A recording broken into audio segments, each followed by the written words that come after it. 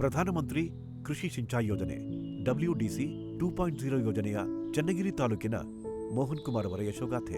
ಮೋಹನ್ ಕುಮಾರ್ ಅಂತೇಳಿ ನಮ್ಮದು ಕಾಕ್ನೂರು, ಚನ್ನಗಿರಿ ತಾಲೂಕು, ಸಂತೆಬೆನ್ನೂರು ಹೋಬಳಿ, ಕಾಕ್ನೂರು ಗ್ರಾಮ. 4 ಎಕರೆ 27 ಗುಂಟೆ ಸರ್. ಅಡಿಕೆ ಮೇನ್ ಕ್ರಾಫ್ಟಾಗಿ ಅಡಿಕೆ ಬೆಳೀತಾ ಇದ್ದೀವಿ ಸರ್. ಮೆಕ್ಕೆಜೋಳ, ಅಡಿಕೆ ಮೆಕ್ಕೆಜೋಳ ಎರಡು. ಮುಂಚೆಲ್ಲ ಇಲ್ಲಿ ಹಳ್ಳದ ನೀರು ಯಾವಾಗಲೂ ಇರೋದು ಸರ್. ಮಳೆಗಾಲ ಬೇಸಿಗೆ ಅಂದ್ಬಿಡ ನಾವೆಲ್ಲ ಕಬ್ಬು ಹಾಕ್ತಿದ್ವಿ.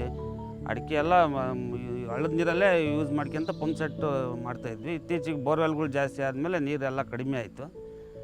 ಈಗ ಬೋರ್ವೆಲ್ ಮಾಡ್ಕೊಂಡು ತೋಟ ಮಾಡ್ಕೊಂಡಿದ್ವಿ.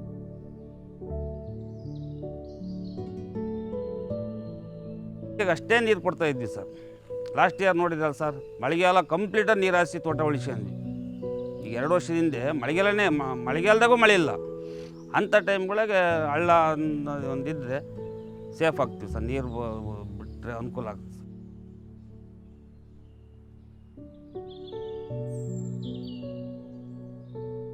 ಹಳ್ಳ ಮೊನ್ನೆ ಇನ್ನು ರೀಸೆಂಟಾಗಿ ಬಂತು ಸರ್, ಲಾಸ್ಟ್ ವೀಕ್ ಬಂತು.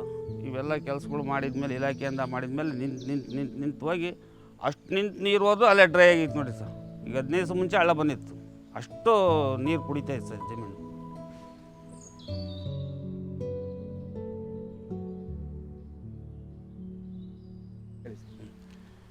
ಈ ರೀತಿ ಕಟ್ಟಿರೋದ್ರಿಂದ ಕಟ್ಟೋದಕ್ಕಿಂತ ಮುಂಚೆ ನೀರು ಹರಿದು ಎಲ್ಲ ತಿಳಿ ಮಣ್ಣೆಲ್ಲ ತಗೊಂಡು ಸೂಳೆ ಕೆರೆಗೆಲ್ಲ ತುಂಬಿಸ್ಬಿಡೋ ಸರ್. ಮಣ್ಣನ್ನೆಲ್ಲ ತಗೊಂಡೋಗ್ಬಿಡೋ ಸರ್.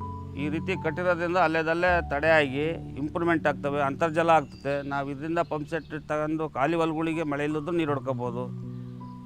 ಇಂಪ್ರೂವ್ಮೆಂಟ್ ಆಗ್ತವೆ ಸರ್. ಬೋರ್ವೆಲ್ಗಳು ಅನುಕೂಲ ಆಯ್ತು ಸರ್ ಇದು ಕಟ್ಟಿದಲ್ಲಿ.